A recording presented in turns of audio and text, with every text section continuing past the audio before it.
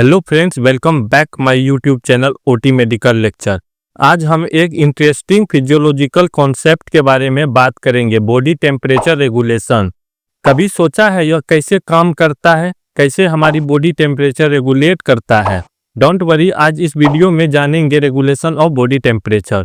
This video discuss about heat production and heat loss. तो video में अंतिम तक बने रहना, सीखने को बहुत कुछ मिलेगा। चलिए वीडियो को शुरू करते हैं। अगर आप मेजरमेंट ऑफ बॉडी टेम्परेचर वाले वीडियो नहीं देखे हैं तो उसे जाकर के पहले देख ले, उसका लिंक डिस्क्रिप्शन में आपको मिल जाएगा। फिर फिजियोलॉजी ऑफ बॉडी टेम्परेचर देखिएगा तो आपको कॉन्सेप्ट क्लियर हो पाएगा। तो चलिए शुरू करते हैं physiology of body temperature. Regulation of body temperature किस तरह से रेगुलेट करता है बॉडी टेम्परेचर को हमारे बॉडी, उसको हम लोग इसमें जानेंगे। Degree of the heat maintain by the body, यानी कि हमारे बॉडी का टेम्परेचर होता है 37 डिग्री सेल्सियस और 98.6 डिग्री फ़ारेनहाइट। इसको किस तरह से बॉडी को मेंटेन करता है, चलिए इसी को हम लोग इस वीडियो में जानेंगे। A balance between heat production and heat loss, यानी कि किस तरह से बैलेंस करता है हीट को प्रोडक्शन करके और हीट लॉस करके, किस तरह से बॉडी फंक्शन अपना करता है और रेगुलेट कर पाता है अपना बॉडी टेम्परेचर को। तो चलिए हम लोग अब आगे बढ़ते हैं।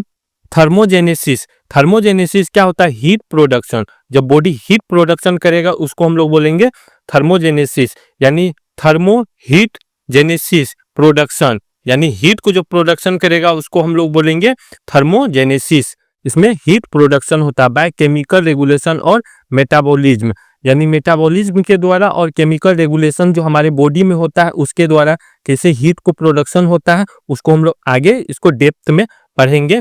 थर्मोजेनेसिस क्या होता है उसको पहले हम लोग जान लेते हैं। The process of heat production with in the body, यानी बॉडी के अंदर क्या होता है कि हीट का जो प्रोडक्शन होता है उसको किस तरह से रेगुलेट किया जाता है, उसको हम लोग इसमें जानेंगे केमिकल रेगुलेशन और मेटाबॉलिज्म रेगुलेशन के द्वारा।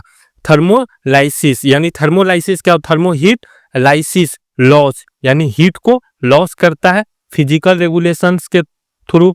तो देखिए लॉस किस तरह से होता है उसको भी हम लोग इसमें जानेंगे। बॉडी हीट प्रोडक्शन करता है, फिर हीट लॉस करता है, तब जाकर के हमारा बॉडी एक मेंटेन कर पाता अपना हीट को। तो उम्मीद करते हैं यहाँ तक अब तक समझ में आ गया होगा। The regulatory centre of the body temperature is hypothalamus, यानी कि हमारा जो रेगुलेटरी जो सेंटर है उसको हम लोग क्या बोलते हैं? हाइपोथैलेमस बोलते हैं। बॉडी में हमारा जो टेम्परेचर को रेगुलेट करने का जो सेंटर होता है उसको हाइपोथैलेमस बोलते हैं। जो यहाँ पर आपको दिखता होगा इसको हाइपोथैलेमस बोलते हैं। यही पूरा बॉडी का जो रेगुलेट कर पाता है, रेगुलेशन जो करता है हमारा बॉडी टेम्परेचर को, उसका वर्क कौन करता है? हाइपोथैलेमस करता है। इतना ध्यान रखना है कि रेगुलेटरी सेंटर जो होता है हमारा बॉडी में वो क्या होता है? हाइपोथैलेमस होता है। हाइपोथैलेमस ध्यान रखना है। तो चलिए उम्मीद करते हैं अभी तक आपका क्लियर हो गया होगा और आगे बढ़ते हैं।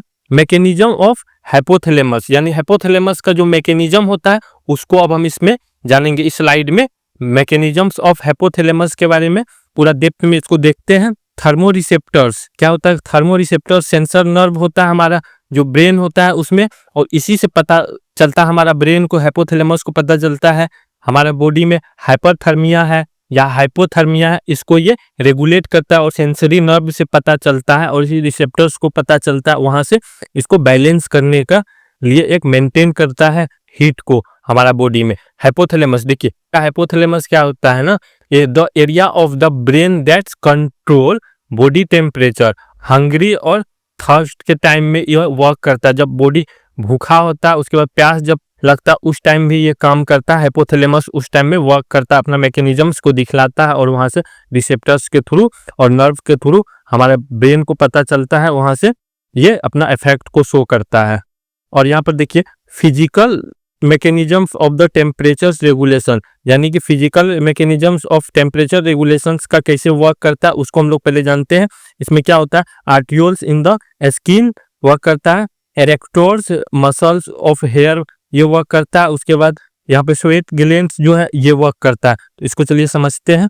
सबसे पहले यहाँ पर आपको दिखता होगा आर्टियोल्स इन द स्किन, यानी स्किन जो होता है, स्किन में जो होता है आर्टियोल्स होता है और वहां से हमारे बॉडी को पता चलता है और वह क्या करता है? आर्टियोल्स जब बॉडी में हीट अधिक होता है तो उस टाइम में ये रिलैक्स हो जाता है, और जब कोल्ड में चले जाता है उस टाइम में कॉन्ट्रैक्ट कर लेता है, और यही इसका वर्क होता है। इरेक्टोर्स मसल्स ऑफ हेयर, यानी कि हेयर के पास इरेक्टोर्स मसल होता है जो स्मॉल और स्मूथ मसल होता है, अटैच रहता है किससे, हेयर फॉलिकल्स से ये अटैच रहता है, उस टाइम में ये वर्क करता है। को ये जो दिखता होगा ये उस टाइम में वर्क करता है। स्वीट ग्लैंड्स, यहाँ पर sweating to cool the body evaporating करता है, यानी वेपर्स के द्वारा यहाँ पर बॉडी का जो हीट होता है उसको लॉस करता है और मेंटेन कर लेता है। और यहाँ पर देखिए आप mechanisms of metabolic regulations of body temperature, और यहाँ पर देखिए हम लोग कैसे रेगुलेट करता है बॉडी टेम्परेचर को मेटाबॉलिक के थ्रू। स्केलेटल मसल जो होता है, स्केलेटल मसल से सबसे पहले हम लोग समझते हैं, स्केलेटल मसल से यहाँ पर वर्क करता है। ये क्या होता है कि रिलैक्स होता है और कॉन्ट्रैक्ट होता है। किस टाइम में रिलैक्स होगा, किस टाइम में कॉन्ट्रैक्ट होगा, अगर बॉडी में हीट अधिक रहेगा, जब हीट रहेगा उस टाइम में मसल्स रिलैक्स होकर के वहां स्वीटिंग करवाने लगता है, पसीना बॉडी से बाहर निकालता है और हीट को लॉस करता है। जब कोल्ड बॉडी होगा उस टाइम में ये क्या होता है, कॉन्ट्रैक्ट हो जाता है, ये मसल जो होता है कॉन्ट्रैक्ट हो करके और वहां से जो वार्म एयर होता है उसको क्लोज करके स्किन के पास लेकर के चले जाता है, और यही वो काम करता है। एडर्नल मेडुला, एडर्नल मेडुला क्या होता है, इसको सबसे पहले हम लोग जानते हैं। एडर्नल मेडुला ये क्या करता है, secretions of the adrenaline hormones, इसको सिक्रेशन करता है। ये क्या होता है, एक inner part of the adrenal gland है जो रिस्पॉन्सिबल फॉर होता है प्रोड्यूसिंग हार्मोन्स, यानी कि क्या करता है, ये रिस्पॉन्स होता है प्रोड्यूसिंग करता है हार्मोन्स। कौन सा हार्मोन्स करता है प्रोड्यूस, यहाँ पे देखिए एड्रेनलिन जो हार्मोन्स होता है उसको ये सिक्रेशन करके और यहाँ से बॉडी को टेम्परेचर रेगुलेट कर पाता है। यहाँ पर थायराइड से क्या होता है, थायरक्सिन जो होता है T4 जो हमारा हार्मोन्स होता है बॉडी में, वो यहाँ से सिक्रेशन करके और बॉडी को कंट्रोल करता है। Located in second and third rings of the trachea, यानी थायराइड ग्लैंड कहाँ पर होता है हमारा, located in second and third rings of the trachea, उसके पास रहता है, और थायरक्सिन T4 हार्मोन्स को रिलीज करके और वहां से मेटाबॉलिक के थ्रू रेगुलेट कर लेता है बॉडी टेम्परेचर।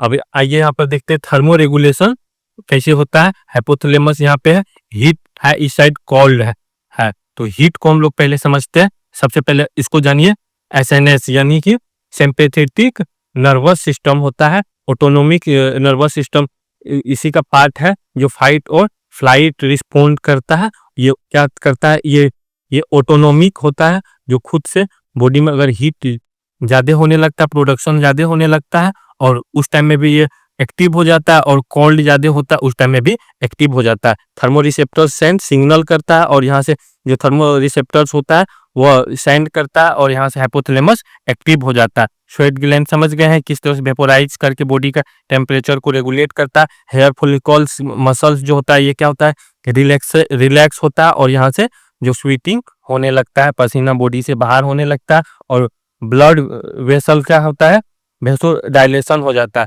जब भी हीट बॉडी में अधिक होगा तो यहाँ से जो वेसल होता है हमारा बॉडी का वह डायलेट हो जाएगा। वेसो डायलेट होता है तो उससे बॉडी का जो टेम्परेचर होता है उसको रेगुलेट करने लगता है। यहाँ पर थर्मोरिसेप्टर सेंड सिग्नल, यहाँ पर देखिए कोल्ड के दौरान होगा।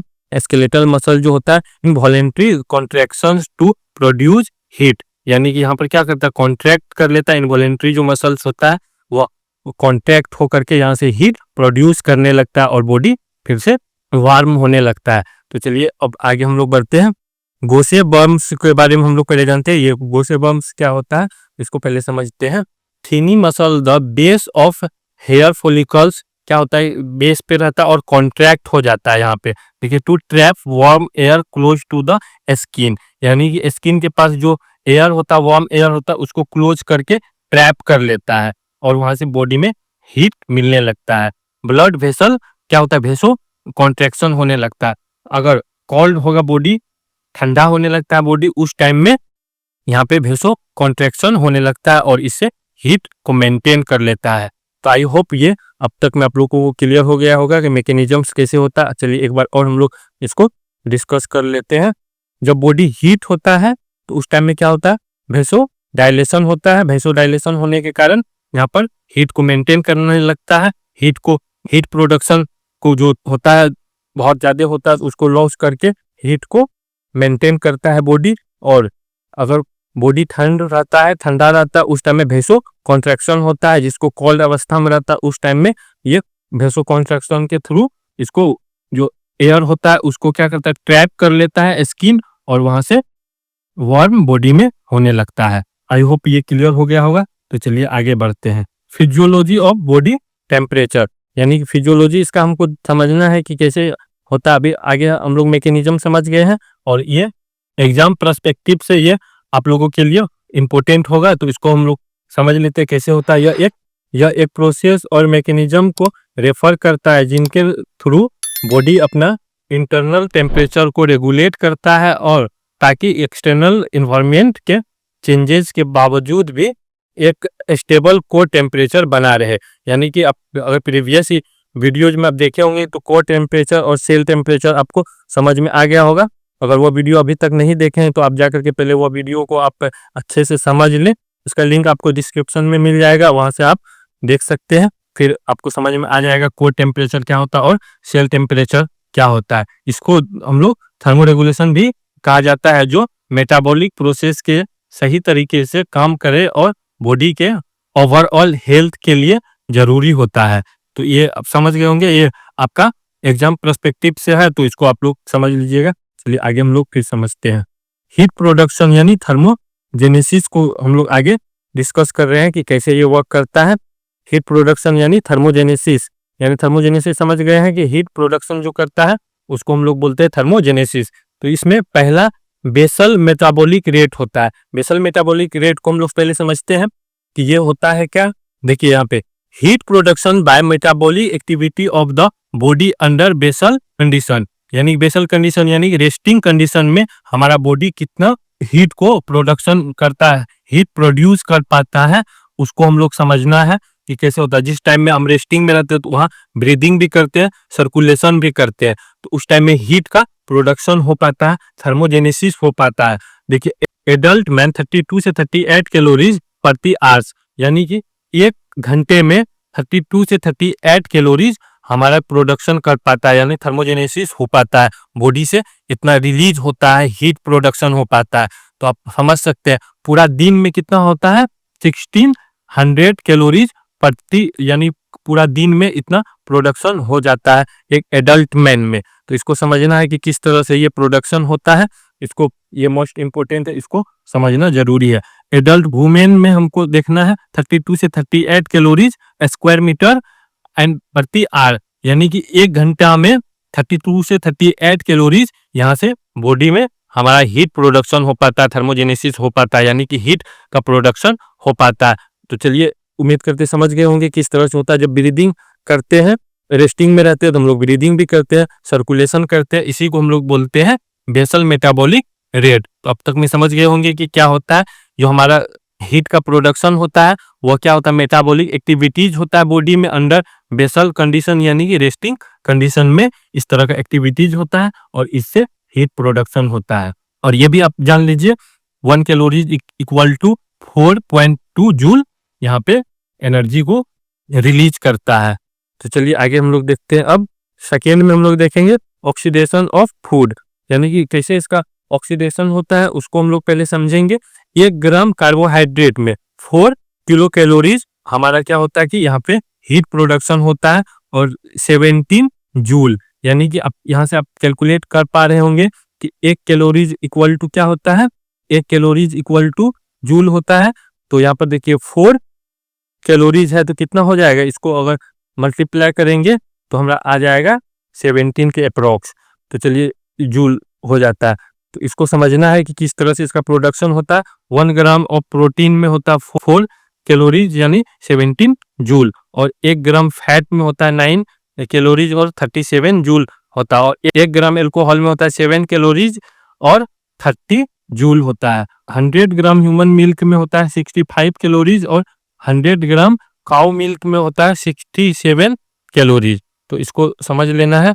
आई होप ये क्लियर हो गया होगा। तो चलिए आगे बढ़ते हैं। हीट लॉस यानी थर्मोलाइसिस। अब इसको समझना है कि थर्मोलाइसिस कब होता है, थ्रू स्किन, यानी कि यहाँ पर जो हीट का लॉस होता है हमारा थ्रू द स्किन को समझना है कि कैसे होता है। 1 नंबर में कंडक्शन, यानी कंडक्शन के थ्रू अगर हीट को लॉस कर रहा है तो उसको समझना है transfer of heat bye directly through a substance from hot part two the cold part. यानी अब यहाँ से आपको समझना है कि क्या होता है, कंडक्शन सिस्टम कैसे वो काम करता है। यहाँ पर आपको दिख रहा होगा इसमें कंडक्शन किस तरह से काम करता है। हॉट पार्ट जो होता है उससे कोल्ड पार्ट की तरफ क्या होता है, ट्रांसफर होता है हीट, उसको हम लोग बोलते हैं कंडक्शन सिस्टम। फिजिक्स में आप लोग पढ़े होंगे कि कंडक्शन किस तरह से वर्क करता है। जैसे हम लोग कोई आयरन का रॉड लिए और यहाँ से हीट अगर हम देते थे तो यहाँ इस पॉइंट पे भी इसका जो हीट हमको पता चलता था, इसी कंडक्शन सिस्टम हम लोग बोलते थे। कंडक्शन इसी को बोला जाता है। बॉडी के थ्रू हमारा हीट क्या होता है कि अदर जो पार्ट्स होता है, अदर थिन होता है, उसके पास ट्रांसफर हो जाता है और यहाँ से हीट लॉस हो जाता है बॉडी से। तो उम्मीद करते हैं ये समझ गए होंगे कि किस तरह से ये वर्क करता है आगे। और ये 3% लॉस ऑफ हीट, यानी कि 3% हीट को लॉस करता है। जैसे हम लोग बेड पर रहते हैं तो यहाँ से बेड देखते हैं हीट हो जाता है, कभी महसूस किए होंगे। अगर बेड पर रहते हैं, बेड के नीचे की तरफ अगर देखते हैं तो क्या होता है, हीट होने लगता है। बेड से अगर उठते हैं तो वहां पे हीट होता है। ये किस कंडीशन में होता है, तो कंडक्शन सिस्टम यहाँ पे वर्क करता है। कंडक्शन के कारण क्या होता है, हीट ट्रांसफर हो जाता है। उम्मीद करते हैं समझ गए होंगे।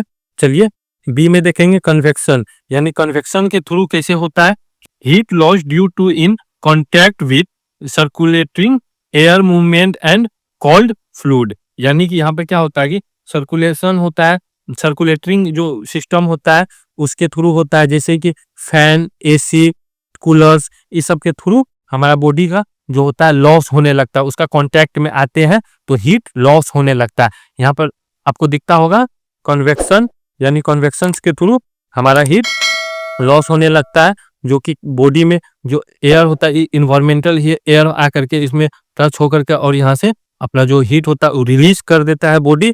तो कितना परसेंट होता है, 8% लॉस ऑफ हीट। टेम्परेचर के फिजियोलॉजी को समझना मोस्ट इंपोर्टेंट है। जब तक नहीं समझिएगा तो आपको टेम्परेचर के बारे में नहीं पता चल पाएगा। तो चलिए इसका एग्जांपल भी समझ गए हैं कैसे होता है। और फ्लूइड, अगर हम लोग क्या करते हैं, बॉडी के आसपास जब फ्लूइड आता है, वाटर वगैरह से अगर हम लोग क्या करते हैं, वाटर बात करते हैं, यानी स्नान करते हैं, नहाते हैं, उस टाइम में भी हीट लॉस होता है। इसी कारण होता है, कन्वेक्शन के थ्रू होता है। तो उम्मीद करते हैं अभी तक क्लियर हो गया होगा। तो चलिए आगे बढ़ते हैं। आगे हम लोग देखेंगे रेडिएशन, सी नंबर में रेडिएशन के थ्रू भी होता है। तो रेडिएशन कैसे होता है इसको समझते हैं। Heat loss by indirect contact, indirect contact के थ्रू जब होता है, यानी डायरेक्टली नहीं, इनडायरेक्ट होता है, रेडिएशन के थ्रू यहाँ पर होता है। Radiation is the transfer of heat energy in the form of infrared waves from the surface of the body. यानी कि यहाँ पर हमारा जो बॉडी होता है उस पर इंफ्रारेड जो वेव्स आता है उसके थ्रू यहाँ से एनर्जी ट्रांसफर होने लगता है टू द सराउंडिंग्स इन्वायरमेंट, यानी इन्वायरमेंट के सराउंडिंग इस तरह से होता है। तो उम्मीद करते हैं ये आप लोगों को समझ में आ रहा होगा कि किस तरह से होता है। यहाँ से रेडिएशन के थ्रू यहाँ से बॉडी से हीट लॉस होने लगता है। और हीट लॉस सबसे अधिक कहाँ होता है, इसी के थ्रू होता है। हमारा जो इन्वायरमेंट के सराउंडिंग हम लोग जो रहते हैं इंफ्रारेड के थ्रू, ये सबसे अधिक यहीं से हीट लॉस होता है। डी नंबर में हम लोग देखेंगे इवेपोराइजेशन। इसमें क्या होता है, वेपर बन के बॉडी से हमारा जो बॉडी होता है उससे वेपर बन के हीट को लॉस करता है। हीट लॉस ऑफ वेपर, यानी वेपर के थ्रू हीट लॉस होता है। 22% ऑफ हीट इसमें लॉस होता है। यानी कि मोर हीट सबसे ज्यादा क्या होता है, रेडिएशन के थ्रू होता है। इसको भी याद रखना है, ऑब्जेक्टिव में अक्सर ये क्वेश्चन पूछा जाता है। अदर साइड्स में क्या होता है, थ्रू लंग्स, लंग्स से भी होता है। अगर हम लोग ब्रीदिंग करते हैं, इनहेल करते हैं, तो उस टाइम में क्या होता है कि कोल्ड जो होता है एयर वो हमारे बॉडी के इनर साइड जाता है, और जो हम लोग एक्सहेल करते हैं वहां से वार्म जो होता है वह एयर बाहर की तरफ आता है, तो वहां से भी हीट लॉस होता है। थ्रू किडनी, किडनी के थ्रू भी यहाँ से हीट लॉस होता है। जब हम लोग क्या करते हैं, यूरिनेशन करते हैं, उस टाइम में भी हीट लॉस होता है। तो थ्रू जीआई ट्रैक से भी होता है, जीआई ट्रैक के थ्रू भी हम लोग हीट को लॉस करते हैं। तो उम्मीद करते हैं अभी तक समझ गए होंगे कि हीट किस तरह से लॉस करते हैं। गैस्ट्रोइंटेस्टाइन ट्रैक, जीआई ट्रैक यानी गैस्ट्रोइंटेस्टाइन ट्रैक के थ्रू भी हम लोग इसको हीट को लॉस करते हैं। आई होप ये क्लियर हो गया होगा कि किस तरह से इसका मैकेनिज्म्स होता है लॉस होने का। तो चलिए आगे हम लोग बढ़ते हैं।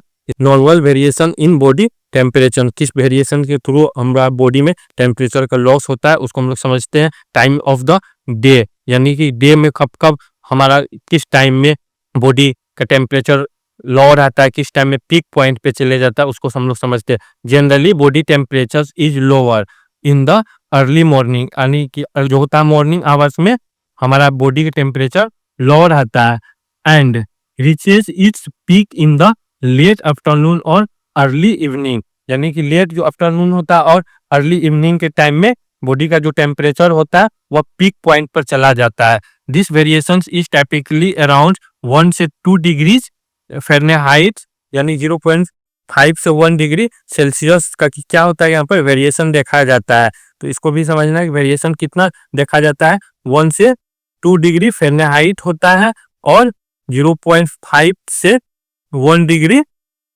सेल्सियस वेरिएशन देखा जाता है। अब आइए इस ग्राफ से हम लोग समझते हैं कि किस तरह से कब होता है।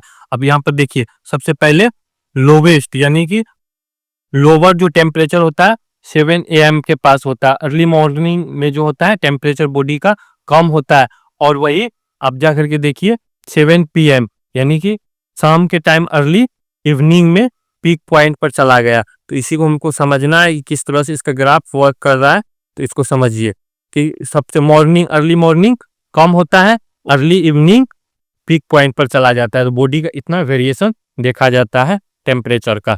तो चलिए आगे हम लोग देखते हैं टाइम ऑफ मेंस्ट्रुएशन, यानी सडन फॉल इन टेम्परेचर, यानी पीरियड से टाइम में क्या होता है सडनली फॉल कर जाता है, टेम्परेचर लो हो जाता है। प्री ओव्यूलेशन यानी prior to ovulation a woman's basal body temperature is usually relatively stable and slower due to the presence of estrogen, यानी एस्ट्रोजन के कारण क्या होता है कि यहाँ पर बॉडी का जो होता है हमारा बेसल बॉडी टेम्परेचर होता है रिलेटिवली रहता है, यानी कि इसमें कोई चेंजेस नहीं होता है, जो हमारा बॉडी का टेम्परेचर होता है उतना ही रहता है और लो रहता है। यहाँ पे post ovulation, after ovulation the ruptured now called the corpus luteum produce होने लगता है, प्रोजेस्ट्रोन जो होता है वह प्रोड्यूस होने लगता है जो रप्चर कर देता है फॉलिकल्स को, उस टाइम में होता है आफ्टर ओव्यूलेशन जब होता है। तो यहाँ पर क्या होता है progesterone has a warming effect on the body and causes ए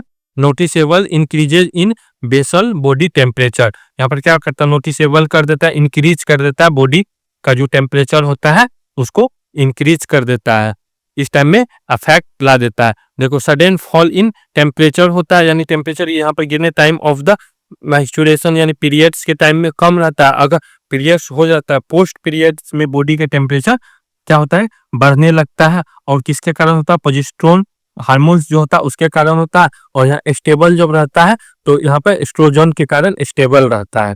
तो चलिए उम्मीद करते हैं ये अब तक आपको क्लियर हो गया होगा। तो आगे हम लोग बढ़ते हैं।